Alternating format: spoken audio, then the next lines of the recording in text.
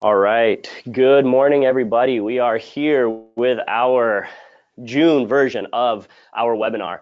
We are going to just go through a few housekeeping notes here at the beginning. We will jump right in. We've had that feedback, and this is being recorded. So if you are coming in late, you can always come back to what you missed.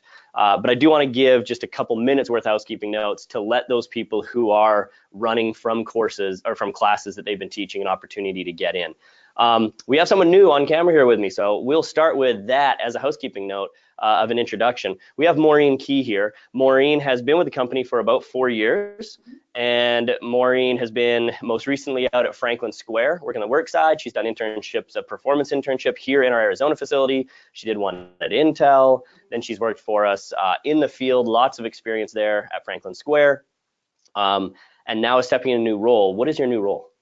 Yep, so I'm the field operations performance manager, and I'll be working with Colin, who's been on these webinars before, just helping give support like we are right now to those members and coaches out in the field with continuing education and with some onboarding about some of the more technical stuff as far as coaching goes. Perfect.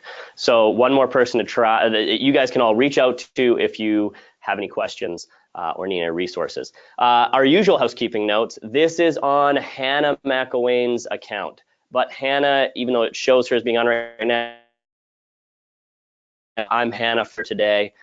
Please don't email Hannah with questions. If you've got questions or concerns, reach out to continuousimprovement@teamexos.com. That just comes to me anyways, or just reach out directly to me, sunderwood@teamexos.com. If this is your first time on, I am Stefan Underwood. I am our Director of Continuous Improvement, and this is our June monthly webinar. And our topic today that we're going to be talking about is one that I find is a game changer. And really, to me, this is what makes the difference between a good or an average coach and a great coach. I bet you most people on the line know who Kelly Starrett is. If not, Kelly Starrett is a well-known physical therapist, wrote a book called Becoming a Supple Leopard, is the founder of Mobility WOD or MWOD, and just all the way around an excellent person, excellent professional. And I saw a presentation he gave recently, and it was titled, Am I Part of the Problem? And his whole message is, if you, no matter how well you program, if you think of performance code and we say learn, design, deliver, right? If you learn about the person, you go through all the correct needs analysis and you seek to understand who they are, then you deliver the best program ever, leveraging all four of our pillars. If you can't deliver it properly, and that isn't just instruction and feedback, it's error identification and correction. If we fail to do that step, then we're not bringing to life what was on paper. And to that point in time, up to that point of delivery, it's just that, words on paper. Doesn't mean anything, no matter how good of a program it is. And so I think it's an important part to key on of Kelly Starrett was saying, if you fail to recognize improper movement patterns, you're sort of part of the problem. And while that sounds harsh, it's this idea of we have a population, especially in the works population, right? But also in our military population, I should just say in our society, right? It's not even specific. And so if we've got this high degree of low back pain and we're helping people through that, and we create this great program, but we fail to recognize a low back dominant puller or an inappropriate extension pattern in the hips, and they're overutilizing, extensors in the lumbar spine, we're part of the problem. They'd almost be better off not doing that exercise at all. So that's what we want to talk about today is how do we have that error identification and correction, because it can be a really overwhelming topic. I mean, we're talking for the record, this is something I think you will hone the rest of your career. It's not something to master right now. Just always be paying attention to it. I remember this would have been about 7 years ago. So I was coming up on like 10 years in the field, thinking that I had this down. And I take this job with Athletes Performance, and I meet this guy named Russ Orr. Okay, and Russ Orr still works for our company. He's a VP of performance on the API side of the house, and has taught me a tremendous amount. And Russ comes out on the floor to coach with me, and he's picking stuff up that I've never even thought of before. Like, we're talking just these finite details. And it's when I really realized our coaching eye will always be getting developed. I go watch Altus, the elite track and field group, who's out here in our facility training, and I see Dan Paff, who's been coaching for 40 years, watch someone sprint, and he'll say what they did wrong. Like, did you see that? Like, No, I need video and slow motion, right? So don't worry if this is an overwhelming topic, but just say, listen, I'm going to commit the rest of my career to developing my coaching eye, and I'm going to pay attention to how people move. Otherwise, if we ignore that, we're part of the problem and we're not solving pain. Is that fair? All right, so what we want to do is present a framework to try and simplify an incredibly complex topic. So I have to be clear. Anyone who's been around me recently or has heard me talk in the last year or so, I talk about heuristics, this idea of rules of thumb. A system does not mean we're building Big Macs. A system does not mean we all do everything exactly the same. It says we align ourselves to some key beliefs and principles, and we have rules of thumb that work most of the time. That's what these error identification and correction framework rules are. They may not always be perfect. I'm going to give you a sequence or an order to tick through. You might break the order sometimes. Like, that's totally fine. But as a rule of thumb, they're going to get you started on the most common compensations. There is a handout for this, and it is in the Google Drive sheet folder for resources. If you are unable to access that Google Drive, it will be, we'll get it available through either emailing a PDF, anything like that. Just shoot us an email and we can make sure we get it to you. But everything we're going through is on paper. And then, as always, we're going to record some more 2 to 5 minute short films after and upload all of that to the YouTube channel, so you get this plus more on this topic. Again, I can't emphasize enough how important this stuff is. Okay, so what we really have to look at is the stages of coaching, right? When I first started out my career, it was just about recognition. It's, can you see that something is wrong? You might not even know what to do with it, but can you recognize that that is not what this should look like? Okay. Then we get to a trial and error approach. The trial and error approach is saying, okay, we know something is wrong. I'm going to try putting a band around the knees. I'm going to try this external cue. I'm going to try this tactile cue. I'm going to do that. And then all of a sudden something works. And you're like, great, I fixed it. Then we want to get to a strategic correction where we can be most effective, because most of the people on this line have group setting approaches. And so if I'm coaching 20 people, I need to be able to effectively get to the point and correct people quickly. And that is an art, okay? That is not something that is easily done. But again, it elevates our program in a tremendous way if we can all, over the next month, dedicate to trying to really focus on this and see if we can get into our regular practice of improving. Because again, this is something I've learned we will improve on through the rest of our careers. You're never done. Right? Anytime I think my coaching eye is developed, I go around more experienced coaches and they pick stuff up I didn't even see. So we're never done with this journey. So what we want to do to get to strategic correction is start by saying there are 4 simple areas that we can look at. And now when I got a group of 20 people, I can sort of scan those areas, right? Now, fundamentally, we are a spine first model, a pillar first model. But we have to recognize in a domino effect, there are things that can affect that. One of them being a weight shift. So the first area I'll call out is a weight shift. How does the person engage the ground? What's their foot doing? Okay, that is going to be one of the first things, or the first thing that you can look at. After that, we can talk about the pillar, and we'll specifically break that out into multiple areas. After we've made sure that they're engaging the ground properly and their pillar is in an appropriate orientation, in any movement we do, that's 99% of the battle. But we can then look at the lower extremity and or the upper extremity, depending on what the movements are, and make sure everything is where we want it to be.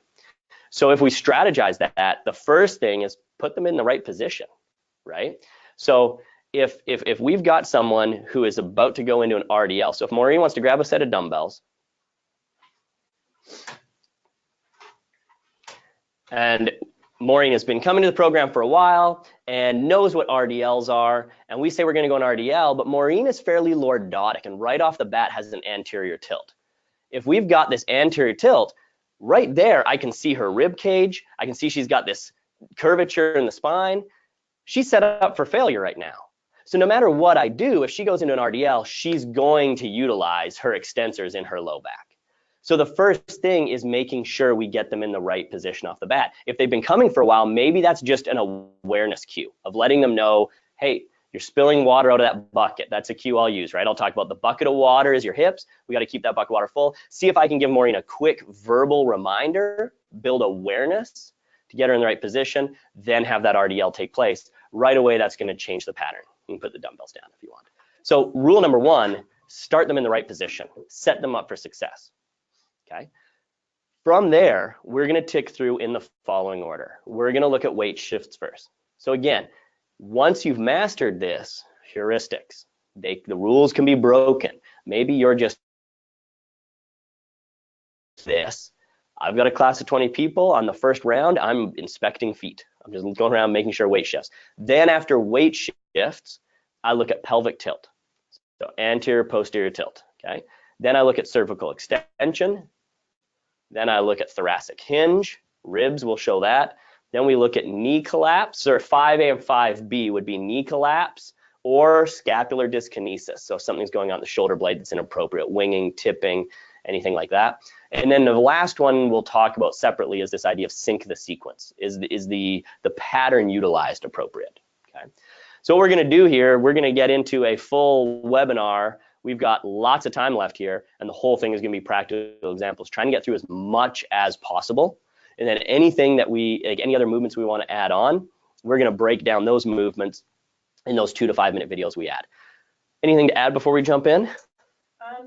Just as you're talking, I was thinking, I just came back from New York over at our new site over at Citibank, and we were going through the movement quotient, teaching some coaches there that movement quotient for the first time, and how applicable some of this information really is to that. You know, looking at the difference between one segmented movement, but not losing the overall picture. So right. Yeah. I think that sometimes that can get lost really easily when we're going so granular. But and then looking at the conjunction, so to have a guide, I can see how this is directly applicable to the movement quotient, and then also, of course, coaching classes. Coaching classes, absolutely. Yeah, and at the end of the day, we're a movement-first system. We believe in movement. We are a movement-based system. And people, like, that's buzzwords you hear, those exosystems. We're a movement-based system. People say, what does that mean? This is what that means. We don't want to be part of the problem. We care about not just what's on paper, but how you move, what your global strategy looks like, and we're gonna, as coaches, we're gonna commit to helping you get there the right way. So let's jump in. First thing we want to talk about is weight shifts. Okay, I intentionally went barefoot today. I don't know if you'll be able to see this or not, but I want to think about a splayed foot where my big toe, little toe, and heel all engage the ground on just about any movement where I'm engaging the ground. Okay, I want to think of truly engaging the ground like a tripod. That's how, okay, I make sure everything up the chain is working. So for example, big toe, your great toe, okay, that great toe engaging the ground in an RDL is critical. So while we want to see a weight shift, meaning center of mass back, if you start seeing just the slightest, like the big toes getting light and someone getting on their heels, that's going to kick into their low back right out the gate. So it's such an easy fix to be able to say, okay, I'm going to put, there's a $100 bill under your big toe. Don't let me take that away, right? Like keep that $100 bill from me. So big toe, little toe, heel, engage the ground. From there, you want to look at what part of the shoe gets light. So where's weight distribution? And in general, you want weight evenly through the arches over the midfoot. For again, just about anything. To be honest, this is where, if you've been to any of my workshops that I've been doing around the country, when we get to a glute bridge, I'll talk about it, people say, well, should we have toes up? I'm honestly not hugely concerned. Historically in our system, absolutely. You talk to anyone who's been around the company for a long time, we tend to have those heels up. But there's some really solid arguments to be made. Tyler Wilkins, who's an amazing mind, who is, he's our manager of our physical therapy department in our Florida performance facility. He makes a really good argument for if we're talking about engaging the ground in closed chain motions, like why don't I want big toe, little toe, heel on the ground while I go into hip extension? I don't think we need to get in that argument of what's right there. We'll come to that glute bridge later as the example of what we're truly teaching is simply hip extension, like to focus on that. The point is, on just about any movement, we want to teach people to engage the ground and have a stable base. That's going to set them up for success. When you change the load, that also probably changes how you want to contact the ground too, is that right? Absolutely, without doubt. So if we start talking now, our shoulders are on a bench and we're doing like a barbell hip thrust through that whole body. That big toe is a key to a lot of movement, right? And again, I know a lot of my examples of my experience, I just gave examples leading into this of Altus and elite sprinters and Tyler Wilkins working. Do not think that these are performance traits. This is life. This is a person understanding what their go-to patterns are, because we become what we do consistently. right? Practice makes permanent. And so if we have our clients and they're permanently shifting into their heels, letting their toes come away, squatting into their heels, right? Then they're continually putting undue strain down that low back. That becomes their go-to strategy. And now when they're in their garage doing work on the weekend, when they're doing something, playing with their kids, picking them up, it's just nonstop undue strain into a region that we don't need versus a distribution through both anterior and posterior chain, like a load share, so to speak, and engaging the ground in an appropriate manner, like looking for true patterns. So weight shifts are the first thing. And again, we're going to take these and give practical examples in a minute. After weight shifts, we go to the pillar. And the pillar will look at three things: pelvic tilt, anterior, posterior, I said, cervical extension, right? And I said thoracic hinge. So if for weight shift, that's easy. You just look at their foot.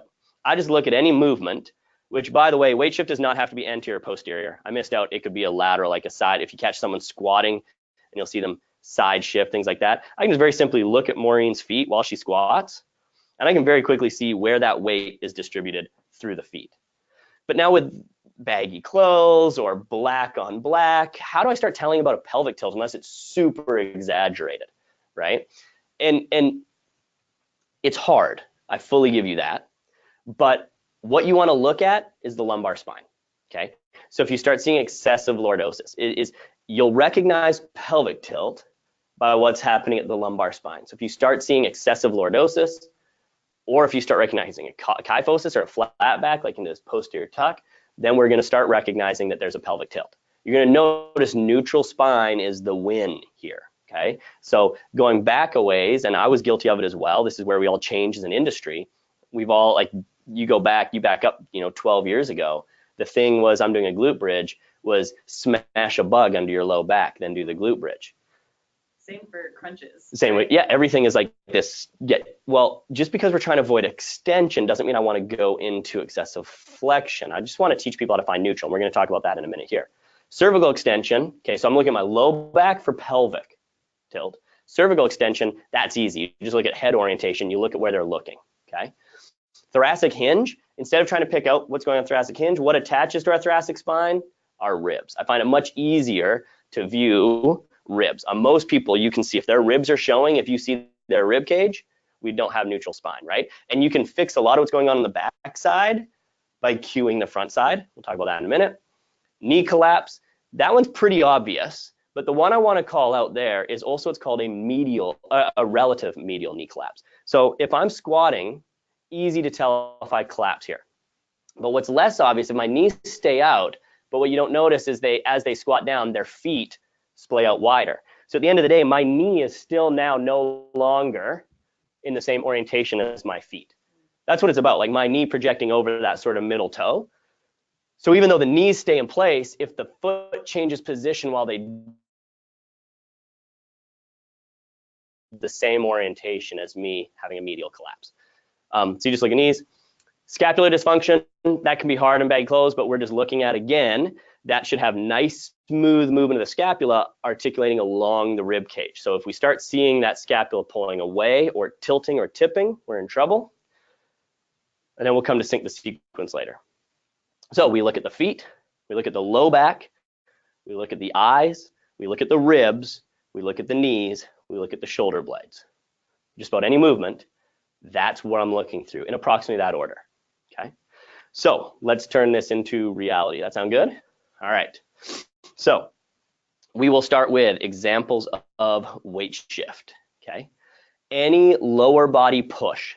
Okay, we're looking of how they engage the ground. So my easy go-to here, and we're going to start pulling some props in. I'm going to have Maureen actually, instead of going to a squat, we're going to do a rear foot elevated split squat.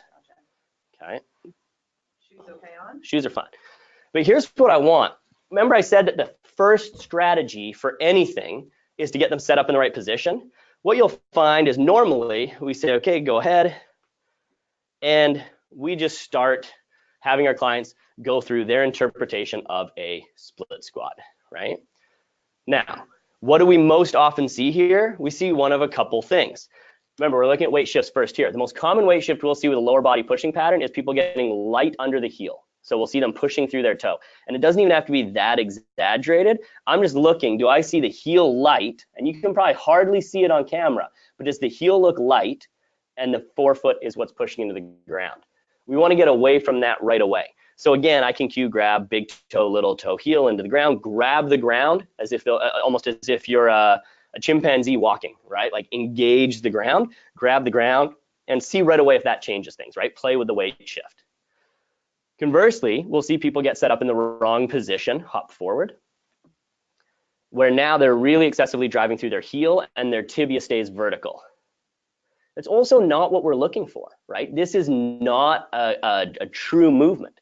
If we look for lower body pushing, what we're trying to get to here is two nice, go back to the right position, Maureen, two nice parallel lines. If Maureen drops to the bottom for a minute and holds, okay, we can see relatively parallel lines of a straight line from her ear down through that knee and then her front shin. And it's a relatively two parallel lines. So I said the first thing is get them in the right position to even begin with. How do we do that? Here's two things. Do you want to bring your foot down for a minute, take a break? Here's two things that we can do to get people into the right position to start. The first is think of a bottom-up approach. And then the second is know that not all humans are built the same. Now, I only have a bench here. Okay, well, we've got a box there we'll show. Why do we always have to do these off of the bench, right? They actually make little stands. We don't have any of them. They make little stands for this, for rear foot elevated split squat. You can sort of set it to a round tibial tuberosity on the person. Someone who's 6'6" should not have their foot on the same bench as someone who is 5'1", right? And so right off the bat, if mobility becomes a limiting factor at hip separation, they're going to go into, coming to our second point after weight shift, the pillar, they're likely going to be throwing into extension right off the bat, just trying to get this back leg up high. Progression regression is the height of the foot behind you. Rear foot elevated split squat is a permutation of a split squat. And when you had me push my foot forward, immediately I felt that in the low back. Yeah, you make those changes and you immediately feel it. So first thing is to get them set up in advance. So if I take Maureen, I'm actually going to give her a pad here, no weight, and we're going to ask her to get into basically like a kneeling, foot elevated kneeling quad hip flexor stretch. So she can make sure the pad's there.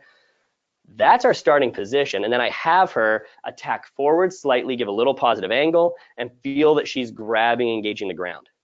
If right there, okay, Maureen's capable of doing that. But if right there, they're already showing extension or like, man, my quad is super tight, very simply, I find a smaller box. I'd put Maureen onto this box here. If you do have squat racks in your facility, put a barbell across the rack at different heights and slide a hollow foam roller through the bar. And now they're working off of that with their foot hooked over it, right? But now we get her set up. And for that very first one, I can now give cues like engage the ground with the whole foot. I can give cues like thinking of drawing the rib cage down or being braced on the front side. And I can give cues like don't think of standing up, but think of pushing the ground down. And they show the right pattern and they feel the difference. And then from then on, every other rep, just gently either tap the knee down or just barely miss that pad. Now we've got a much cleaner weight shift and how the ground is engaged. And we've had a cleaner setup. If we talk about that, set them up for success, how do they start? We've got a cleaner start into that common movement. Anything to add? No. I like that tip though about the barbells. We use that a lot at some of our sites. So yeah, that one helps a lot, right? Especially for shorter people, it's very handy. Yeah, we always like even in our facilities here, we've got all these, all this equipment. We just pull out all the benches, and whether you're a 7'1" NBA player or a 5'0" kid, rear foot elevated split squat is done with your foot on the bench behind you, and like why? Right? Like that can absolutely lower, and that will start affecting things because we compensate. And I should have covered this off that. Why do we compensate? Typically, we compensate for one of two reasons. We don't have the range of motion, so we need to cheat. If I have anterior chain tightness and I cannot get that degree of hip separation in this movement, the way to fix it is to lower how high their foot is, right? The other thing, by the way, is other than a lack of mobility where there's a compensation, is any sort of overactivity, like a lack of stability, either an increase or decrease in activation at a site, right? So either something's not working that should be working or something is overactive. Quite often that's like traps and hip flexors are trying to drive the motion when they shouldn't, right? All right, so if we go ahead and stand up, that's the idea of how we engage the ground. It now becomes consistent for all lower body pushes, right? Like if we talk about a squat quickly, and if Maureen shows us a quick squat, then, and hold the bottom for me for a moment. If we look, I'm trying to start seeing the same thing. So big toe, little toe, heel, how she's engaged. Right off the bat though, what I can see, remember, I still want those parallel lines. Torso relatively parallel to tibia, and you can see Maureen's a little bit forward. So already now I know if we load a barbell on Maureen's back, we're going to add a little extra load to her lumbar spine, to her low back. And so over time, we want to work on that mobility and ability to sit down and show that those are parallel as opposed to slightly off parallel. Lower body pulling. We already talked about the RDL. Same thing. When you show that weight shift in terms of the hips going back, a big one we always want to be looking at in the feet is big toe, little toe, heel. Are they engaging in the ground? Right? What about upper body? Well, a lot of our upper body pulls, I need to be stable in the ground. If we set Maureen up, if we grab a dumbbell and we set Maureen up for a bent over row, supported. One of the most common things I will see here, One leg or yeah, you can stay that way. Yeah, go the other way. There we go. One thing we'll often see is people just hanging out where all the weight is on their hand. So sort of just hang out where you're just totally like tripod on the hand, and then they row, and they're passive in the lower body. They're just leaning on this bench. So it isn't even about weight shift as much as how they're engaging the ground. So as I get into that bent over row, now it can be parallel feet the way Maureen has them or a staggered stance, but I want to make sure that I'm working them toward where they can take that hand away and they're in this stable position, right? So again, I'm cueing how are you engaging the ground? I'm looking that I see that neutral spine, how the feet in the ground, and I'm looking to make sure that she is properly set up for success before I even have her row, and she should be active in that lower body, right? We should be able to say, take the hand off the bench and she doesn't go anywhere. And if they would fall over by doing that, then we haven't set them up for success, right? And then weight shifts in the upper body. You want to bench press for a minute? Weight shifts in the upper body for upper body push. What's the most common thing we see on a bench press? We see a person getting happy feet. Pretend they're super heavy for a minute. We'll see people's feet tapping and dancing, right? Like, I need one more rep. Or we'll see people saying, I want more core activation. So they'll pull their knees up onto the bench or here. Think through weight shifts first. And I know this may be challenging some people's paradigms because I know that this is quite common of knees up for more core or feet on the bench if your low back hurts, right? I know these are common things, but you just removed their base of support and ability to engage the ground. Bench press is a total body movement. You still draw tension from the ground. And we just removed that, which is going to increase undue strain on the shoulders. So what I want to see here is, again, big toe, little toe, heel, engage the ground.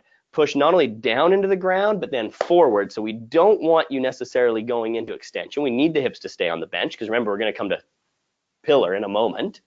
But we need Maureen very much engaging the ground here. So now that I've said that, I want to offer a few alternatives. How do we coach that? You know, a half off dumbbell bench. If we go to a one arm half off dumbbell bench, and it can either be half off that way into a glute bridge, or it can be a half off this way into some rotational stability, doesn't hugely matter. But now we've got Maureen half off the bench this way. Okay, she's off center on the bench, and let's move this foot in just a little bit, in. If we took Maureen right now, and if I said, if I told her to pick this foot up, she would fall over.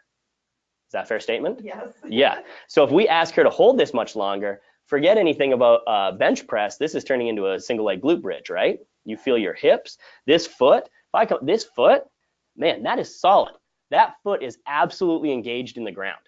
So by simply moving their orientation on the bench, I love this exercise because this is teaching them to engage the ground for their upper body push, and you can relax. Glutes on fire. That's teaching them to engage the ground. Now I want to offer a solution for what about that person that we just said, well, they need to put their feet on the bench because of low back pain. It's putting them into too much extension. If we go back, remember I said people have a compensation because of a lack of mobility or over or under active musculature. It's likely not just the low back, they have probably a lack of mobility. Quite often it's our shorter people, shorter tibias, right? And like the ground is a long way down. bring the ground to them, right? I don't have any weight plates here, but I would just put weight plates at their feet. But as an example, if Maureen lies back, and you'll be off, we'll have to pretend I got 2 yoga blocks, pretend I got 2 of these, but if I simply put something under, a weight plate there, Maureen still has the ability to engage the ground. That's on the wrong side, you guys can't see that. Let's put under the other foot. Pretend I had one under both feet. I would not do this only under one foot. I don't want her pelvis rolling. But if I had something under each feet, now she is able, it'll ease things off for people. As people who have low back pain here, she's still able to engage the ground. I want it to be something big enough where, so right here, this is again a bad example because her big toe's not in the ground because I have a small block. So again, please know this is an example. But if I put stacks of weight plates there, it's this idea of don't let them put their feet on the bench, taking away their ability to engage the ground. Instead, just point to a line on that to take away undue strain up the rest of the body. We want to have an appropriate engagement with the ground and look at how the feet engage with the ground, and that's identifying weight shifts across all 4 of our major movements. Okay, now let's go from there. Rest, you can stand up. Let's start talking about the pillar, because I said we are a bit of a spine, even though I went weight shifts first, and we do, at the end of the day, like our priority is our spine. Like we are a spine first model very much. Like pelvic tilt, cervical extension, thoracic hinge are things we have to identify, and any sort of rotation therein with it. So as we start looking at those, and again, I'm just going to break through examples of lower body pushing, upper body pushing, lower pulling, upper pulling. The first thing we can do is actually build a little bit of awareness, okay? This is something we used to do in the company all the time, and we've maybe gone away from a little bit, but I think it's still good to call out. And this would be called a pillar 101s. And I don't mean pillar prep. Pillar prep is a system component. Soft tissue, mobility, stability, preparing to lift. Pillar is a concept. It's our core, right? So same as if you look at the old word of core, I can have core training, things for my core, or I can have the core concept, which is about kinetic linking and how I transfer power through everything. So I need my core, I need my pillar to run. I need my pillar to squat. I need my pillar to, so it isn't just doing crunches, like I need pillar for everything, right? It's a global concept. And so we can't just use words like neutral spine and expect our clients to take anything away from that. So what we'll actually do, don't have a mat. Do we have one rolled up? If you want to put that down, you can. I'm going to have you lie down on the mat for us, Maureen. And I'm going to put you through a brief pillar 101. Okay. Yeah, so we'll get you on. Perfect. There we go. We want to start with some simple concepts and a simple orientation, right? So the first thing, and what I haven't mentioned one thing here, and yet it's critical. And it's breathing. What's the diaphragm doing? In fact, our first level of dysfunction is dysfunction in breathing. If you notice your client's holding their breath, we're in trouble. So what I like to have people do is first call to breath. And sometimes that's easiest if they start lying on their stomach, because it gives them a proprioceptive feel of breathing into the mat. So we have Maureen relax, and we just start having her practice breathing. And this can be done at the end of a session to calm down. It can be done on a entry session when you're saying, hey, welcome to our facility, let us teach you a little bit about something. It can be done on day one. It can be built into warm-ups. There's lots of places you can get it. Look at progressive mastery, but over time we should be teaching how to breathe properly, because breath dysfunction is one of our biggest issues that's going to remain in a comfortable position. And I would cue her to think of not just pressing her stomach into the mat, but thinking of an inner tube around your entire waist. So as you breathe, I don't want you to think about breathing into your chest, your shoulders rising. I want you to feel that you're expanding 360 degrees into your midsection. If you're in a work environment where it is appropriate or okay to touch your clients, tactile cueing can be huge here. And you may ask, Maureen, can I touch you? Yes. Perfect, right? Some settings allow, some don't. Tactile cueing into the side right here to say, breathe into my hand. View of the mat on the front side, and she's got my hands on the side. So now she's sort of 360 degrees breathing into that belly. And once she gets a feel for that, we take her and roll her onto her back. So we say, okay, flip over. And this is just giving homework to people. Hey, By the way, this is a great way. We're going to diaphragmatic breathing. We've talked about is a great way to restore balance to autonomic nervous system, to down-regulate the sympathetic system and restore parasympathetic. So give this as homework for people to practice in their bed in the 10 minutes before they go to sleep, and you'll improve sleep quality. So now we've taken away the tactile cue of the mat, so we can give her back a cue if you want of one hand on the chest, one hand on the stomach. And her hand on her chest should not be excessively rising. Hand on the stomach does. Now as we look at breathing, FYI, a full breath, the chest will rise. Okay, so it's not bad for the chest to rise, but that's not where it should be initiated, right? She's going to think of filling from the bottom up. When you've had someone go through hard ESD and you see their chest heaving, like that's totally fine. But at a resting state, we should be driving more out of that diaphragmatic breath into the midsection. So this right now has just called attention to her breathing, and now we need to teach her what neutral spine is. If I'm going to reference neutral spine while I'm coaching, if I'm going to talk about cervical extension, thoracic hinge, pelvic tilts, that needs to mean something to people. So while lying down, we tend to already have a neutral neck, a neutral thoracic spine. It's a great opportunity to call attention to our pelvis. So I can have Maureen have her hands on her hips. And I can say, I want you to think about creating space under your low back. I should be able to slide my hand in the low back. So go ahead and make space. Great, get away from the ground. Now go ahead and smash a grape, right? Pretend there's a grape in the small back, smash a grape. And go back, and you can see her hands moving. This is teaching movement of the pelvis. By the way, this is important, that they can control their pelvis. And you'll find a lot of your clients can't. You'll find a lot of your clients struggle to anterior posterior tilt their pelvis. And now we can say, so Maureen, if we go all the way forward, that's an anterior tilt. If we go all the way back, that's a posterior tilt. I want you to settle somewhere in the middle that feels comfortable. I want you to be able to place a grape in the small of your back, not a whole fist, but you're not making wine either. You're not crushing that grape. And now we can have her take a handful of breaths in that position. So we've taught her something about neutral spine. Now, here's what I want. Can you do me a favor? Let's put one leg straight. Raise that leg all the way up as high as you can get it. As high as you can get it. Pretend you're not a performance specialist. Show us what clients would do. There we go. Play the game. As high as you can get it. And then I can say to her, what did you feel your pelvis do? It really pushed down to the ground. It pushed down in the ground like it rolled, so go back down. So we just taught her that she will buy range of motion from her lumbar spine. So now we say, come back to that neutral place, and I want you to think about keeping your spine level, keep your hands on your pillar, or excuse me, on your pelvis. Your pelvis will not move, and think of with a straight leg pulling up as high as you can until you no longer could keep your pelvis still. And you see there's a difference in the range of motion. Now, Maureen's a specialist here, she knows, but this is a huge lesson for your clients because again, cheat, go ahead and use your pelvis and your low back, you see a huge difference, right? And back down.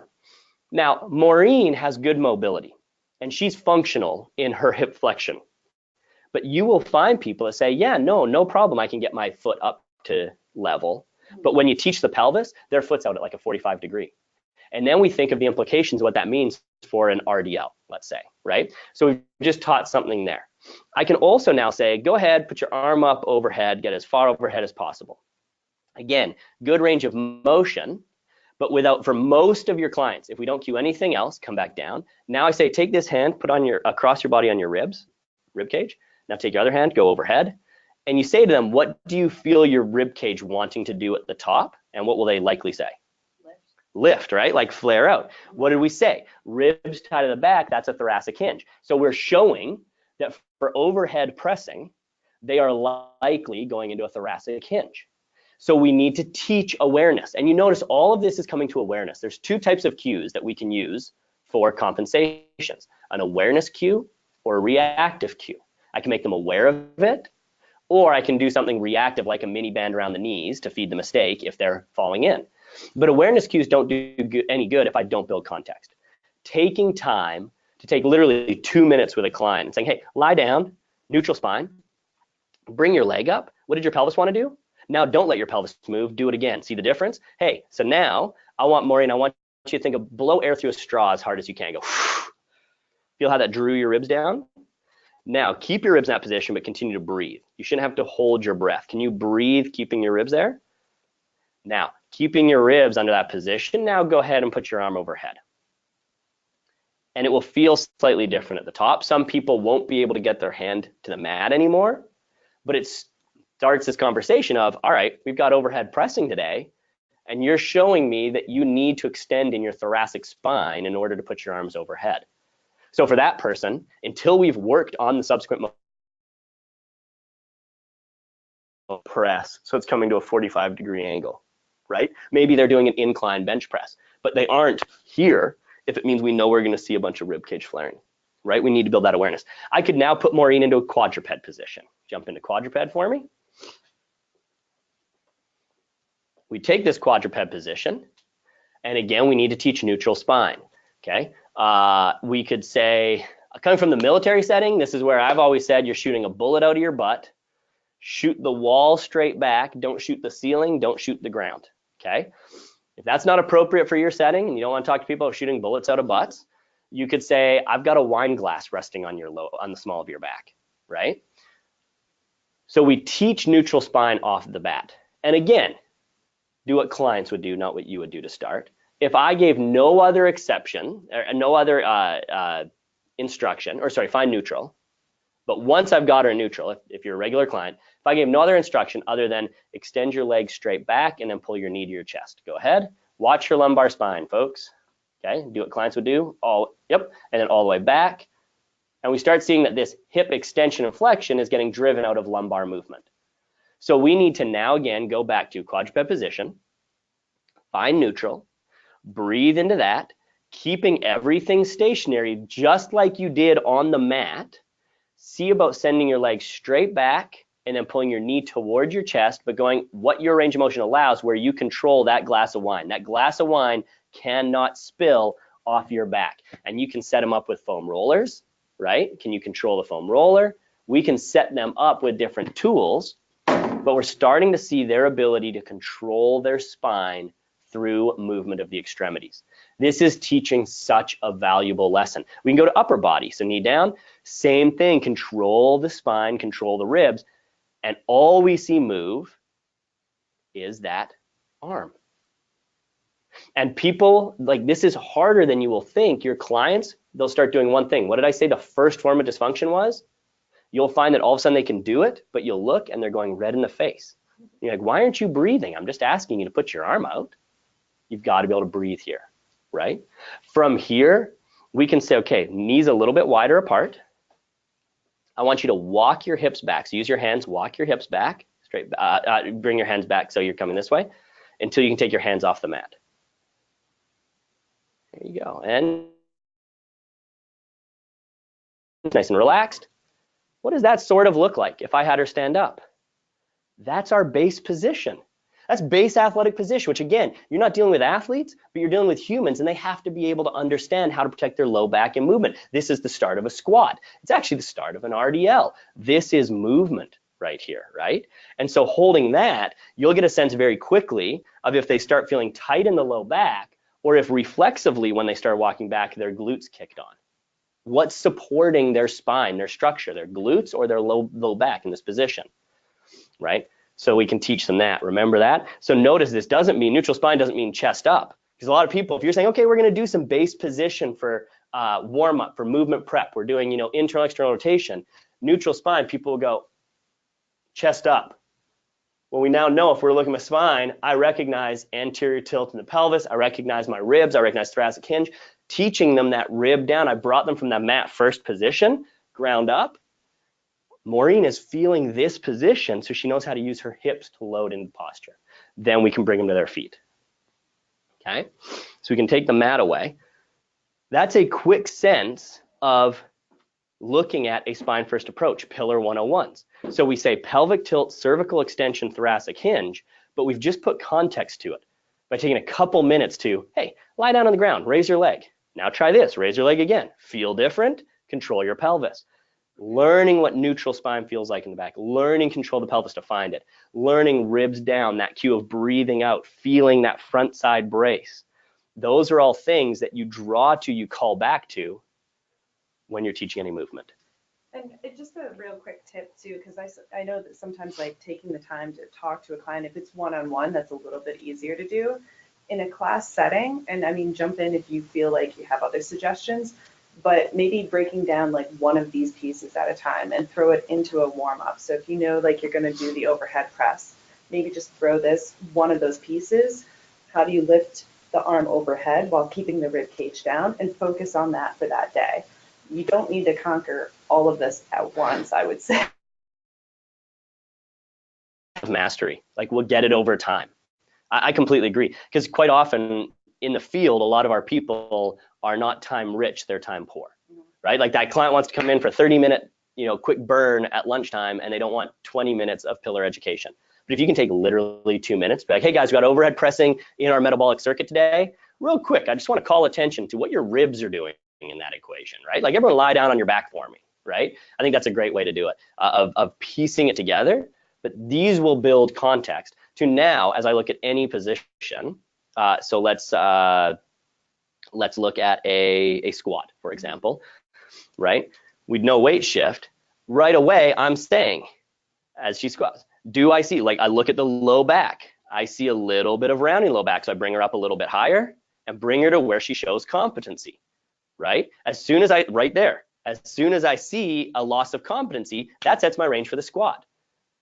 The correct answer on how deep to squat is how deep can they show competency of these things we're talking about, right? A person's first squat might be that, and that's a win. Okay. If we say we have to have a standard, you must touch your hips to this med ball, or you must go hips below parallel, and they don't have the subsequent range, they're going to compensate, and then we are part of the problem. Going back to, are we part of the problem contributing to back pain, right? Remove your standards should be on quality. And we can have an ideal. With quality, I would like to see crease of the hips below the knees. Of course, we should set that. But if I just go to the standard, your members will fight for it, and especially under fatigue, it starts looking like crap, we're part of the problem. We can look at in an RDL. Let's go into our RDL again, okay? I've looked at the feet. I'm looking through the spine. So we're neutral. Do I see ribs, especially at the top end? So as we stand back up all the way, at the top, do I see ribs poking out, or are we up?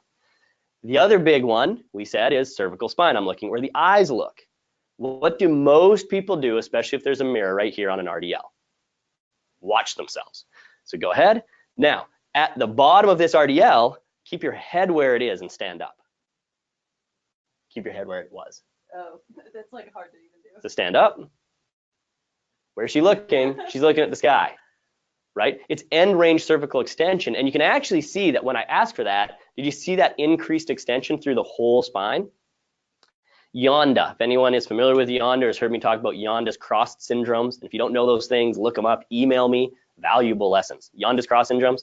Yonda also created this term called oculopelvic reflex.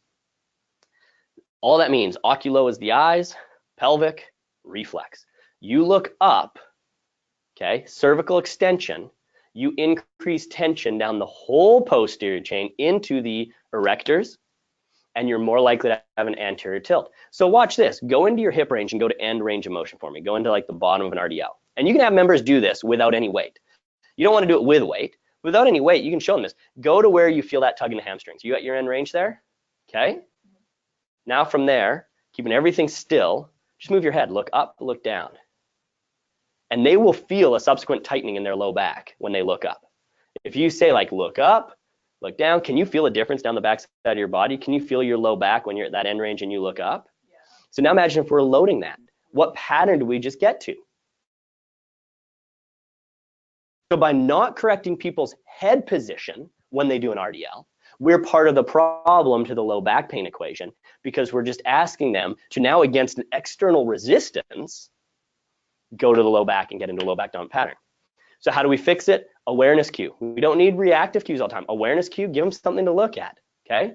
Or give them if you're holding a tennis ball here, I don't want you to crush the tennis ball, because also if you look down, you're more likely to go to a posterior tilt. right? Like that's oculopelvic reflex. Up is anterior, down is posterior.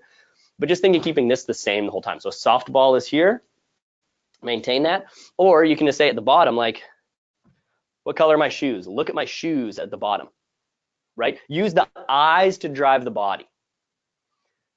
But if we pull this back all together, we've talked about weight shifts. Now we've talked about the pillar. We need to address pelvic tilts by looking at lumbar spine, thoracic hinge by looking at ribs, and cervical extension by looking at head position or where the eyes are looking.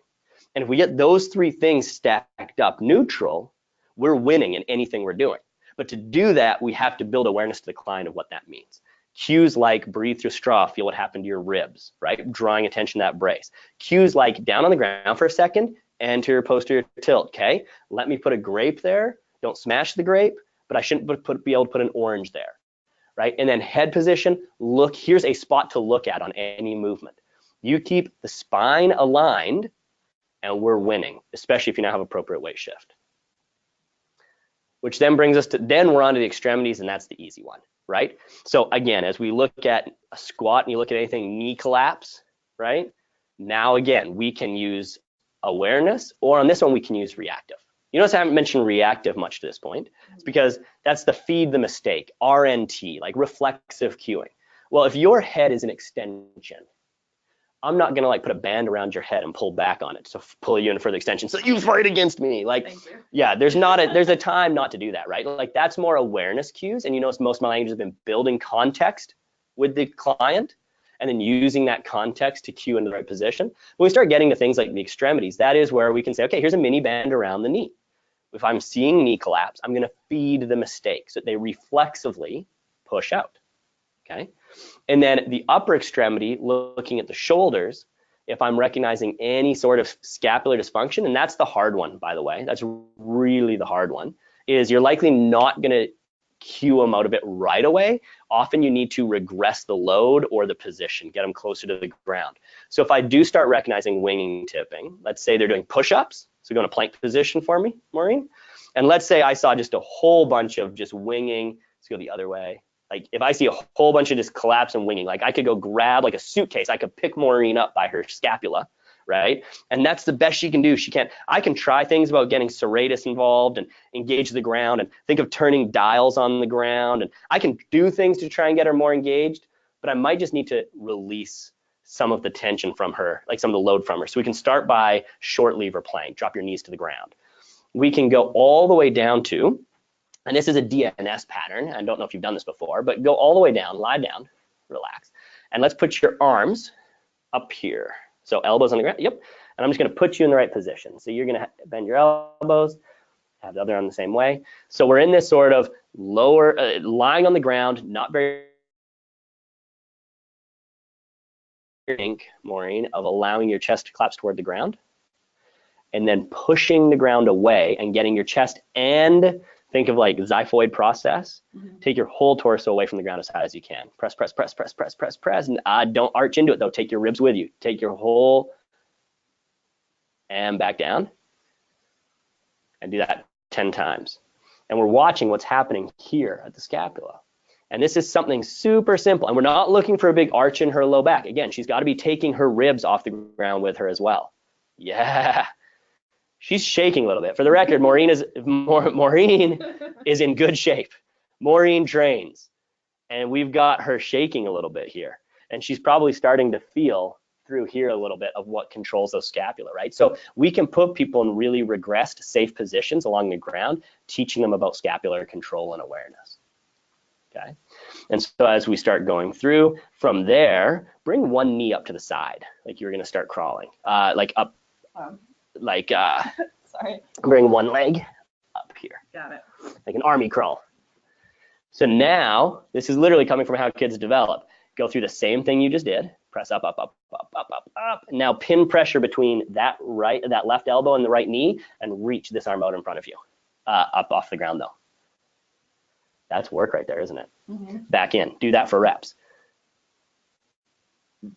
Okay, in. But then elbow down and back down. Go through the whole thing. So then down, chest toward the ground. Press up, up, up, up, up. And extend that arm out to reach.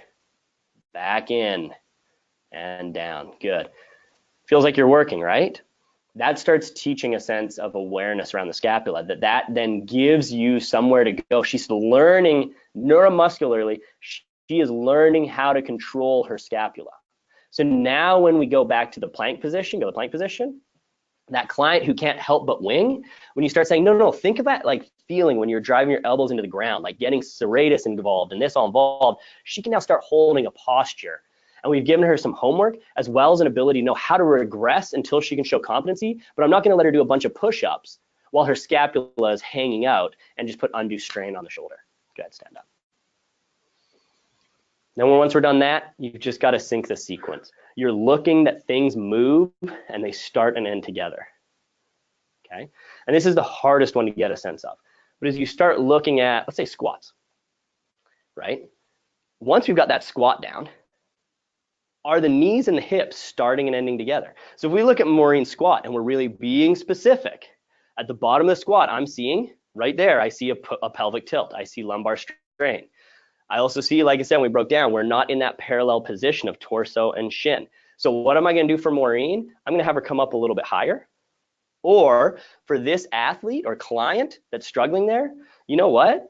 This is a person, why is that happening? Maybe it's ankle mobility. It could be one of many things, I don't know. But let's go to a goblet squat. Giving her a counterbalance in front, trying to keep your torso a bit more. All of a sudden, that looks cleaner. Right there, she has now achieved 2 parallel lines by me adding a load. It's given her a reflexive stimulus that gives her a brace to the pillar, and it gives her a counterbalance, right, that allows her to get to that upright position, where we take it away and go back to a torso cave forward. For the record, Maureen does not have a bad squat at all. But these are the little things, right? Like I notice anytime I go to a conference and someone's talking about error identification correction, they always go to the extreme. They're like, so you got the client and their squat looks like this. And you're like, but quite often when we're talking about like what muscles are working, it's really minute. So Maureen, you've got a good squat and it gets a passing grade. I wouldn't say to stop squatting, keep squatting, but to address these things over time, because I would also say squatting is likely hitting your lumbar spine a little bit more than it should. Yep. Is that a fair statement? Yeah. Yeah, so I haven't even seen you squat under load, but we can probably guess that after a heavy squat day, those erectors are a little bit fired up. Again, I wouldn't say to stop it because you show safety, like you hit sort of basic prerequisites, but like you should not be chasing max effort squat until we're able to correct a little bit of those things. Right. So we're looking for really minute details, okay? So sync the sequence, most of our clients will then start to like, or they'll get here, and maybe it's not quite that obvious, but like see it's sort of versus knee and hip move together, knee and hip move, finish together. Knee and hip move together, finish together. Same as on push-ups. Are you seeing like, if I face you here, do I see everything work together? Or do you start seeing like shoulder and elbow not working together? So look, it's a complex topic. And inside 1 hour, it's hard to address everything. And we're gonna add separate videos of breaking down main movements. So we're gonna really break down the squat and talk about weight shifts, the pillar, knee clamp, like everything through the lens of the squat. Then we'll break down like upper body plank. We'll break down a bunch of movements. So check those out for more. But at the end of the day, look at weight shifts, look at the ground. Then look at the pillar, specifically pelvic tilt, cervical extension, and thoracic hinge. Then look at knee collapse or scapular dysfunction, lower extremity and upper extremity. Then make sure they're syncing the sequence. Use either awareness cues or reactive cues. But understand that awareness cues only work if you build context. So make sure you go through, even if it's broken up bit by bit, hey, 2 minutes at the start of the session, over time you're going through these pillar 101s. You're teaching a sense of what neutral spine is, and then hone your eye and don't let them get away with a pattern that is going to put undue strain elsewhere and continue to develop it. And hopefully that gives a starting point for a strategy, okay? Oh, and remember to always put them in the right position to begin, right? Start them off for success. That hopefully gives you a strategy for error identification and correction. Now, Maureen, if you want to jump over, check in the chat box, see if there's any questions. But that is our hour. Thank you so much for spending time with us. If you need to jump, you can absolutely run. If you've got questions, you can email me. We will stay on here and answer questions as long as we have them. But I wanted to make sure I hit the hour, starting on time, end on time of that complete hour. So if you've got a class and you need to run, thank you for joining. Okay, join us next month. Off the top of my head, I'm drawing a blank. I think we're talking about more regeneration stuff. I think we're talking about our recovery philosophies, but you'll see emails coming out about that soon. The other big reminder while I've got you on here, the XO Summit registration is live. Free conference with CEUs, Kelly Starrett, Dr. Sue Falsoni, Scott Hobson, Mark Verstegen, Victor Hall. I mean, big names. It's going to be awesome. It's here in Arizona. It's totally free other than you just getting yourself here. You have until next Friday to register, okay? So other than that, like I said, if you need to run, we'll wrap there. Maureen, do we have any questions? Okay, so first question here, when talking about the rear foot elevated split squat, the proper bench or box setup, would that be finding the tibial tuberosity and using that for height? Yes, so the question is tibial tuberosity a good benchmark for rear foot elevated split squat? Yes, as your starting point. Remember, mobility is going to matter. So if someone is super hypermobile, maybe they can get away with a higher, or if someone is really, really tight, especially that anterior chain, then even going off tibial tuberosity may be too high. But yes, that is where I start all people. Then based off of their ability to show competency, I move up or down from there. Next question was just about handouts and an outline for this webinar. Yeah, so handouts and outline. We've got the handout and outline. It's done, and it is in the Google Drive shared folder under the webinar resources, the same place you access the links.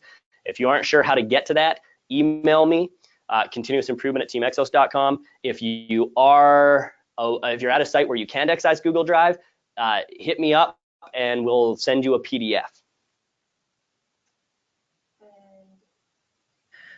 The last one's just reaffirming the Janda approach is what you were speaking of to reference.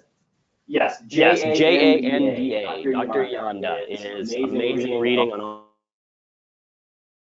crossed syndrome, lower crossed syndrome, and oculopelvic reflex are 3 things for you to brush up on that will absolutely change the way you look at movements and programming.